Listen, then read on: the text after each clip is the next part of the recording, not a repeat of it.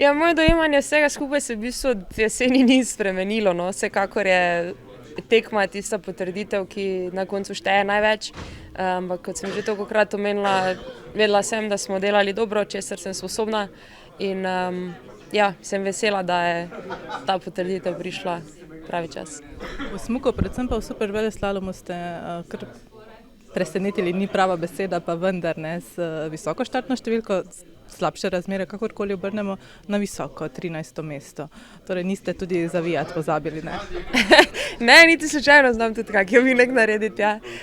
Kar se razmer tiče, moram reči, da tisti Super G v St. Moritzu, kjer sem bila 17. in zdaj v Cortini 13. mesto, razmere so bile v bistvu res vrhunske, no. Ni bilo nekih luknj, nekih nevarnosti, česarkoli, na kar bi se bilo treba prilagajati. Preprosto opcija je bila, treba je bilo napadati in to sem tudi dosti okej izkoristila. Cortina vam je tudi sicer ljuba, ne? Saj po rezultatih lahko to ugotovimo, kaj pa francoske Alpe? Francoske Alpe so tudi čudovite.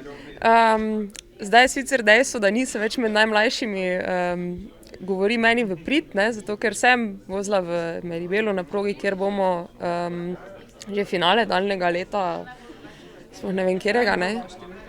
Ne, je bila že barvna televizija v glavnem. Tako da ja, progo sicer poznam, ne spomnim se je tako dobro, ampak ja, ne glede na to, kaj bo, mislim, da v stanju, kot trenutno sem, lahko vozim karkoli. Je pa kombinacija, kot smo že lahko slišali, ne, dober trening, da greste samozavestno potem tudi na Super G. Ja, vsekakor kombinacija na planu prva, tako da mislim, da definitivno se bom podala v ta boj, odsmučala Super G sigurno, tudi nekaj malega treninga, spoznavanja za prihajajoče tekme. Omenili ste, in to je opaziti tudi laičnemu gledalcu, da je tudi glava na mestu, a ne, ni straha na progi, sami se znate pomiriti. Ja, v bistvu v trenutku, ko se bo pojavil strah, bom najverjetneje zaključila svojo aktivno kariero.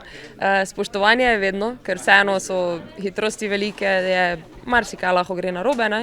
Ampak ja, nekako, kot sem rekla, s to samozavestjo, samozaupanjem in tudi seveda zaupanjem v delo, ki smo ga naredili, sploh pa tudi v material, vem, česar sem sposobna, tudi če slučajno gre karkoli narobe, kako to rešiti, kako reagirati, oziroma v prvi vrsti predvsem, da lahko odsmučam, tako sem si zamislila. Tudi po padcu v mrežo, ki pred televizijo izgleda kar grozljiv, pa verjamem, da tam na terenu tudi, ampak se tako hitro zberete, da pravzaprav je to 3 dni kasneje pozabljeno. Ja, v bistvu tudi živo je bilo hudo grozno, ne, ker v bistvu skoraj ne veš, kaj se dogaja, nimaš časa razmišljati, enostavno stvari se odvijajo avtomatsko, samo vse, kaj se zavedam, je bilo, da sem se samo res močno napela in čakala, kaj bo kje zabolelo, kaj bo zapeklo.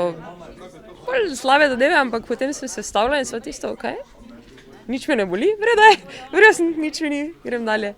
Tako da ja, no, hvala Bogu, res sem, mislim, še enkrat velja povedati, imela verjetno več sreče kot pameti tudi, ne. Ampak ja, smo znali to shendlati, prestopiti in ja, imeti en dokaj vrel vikend, ne.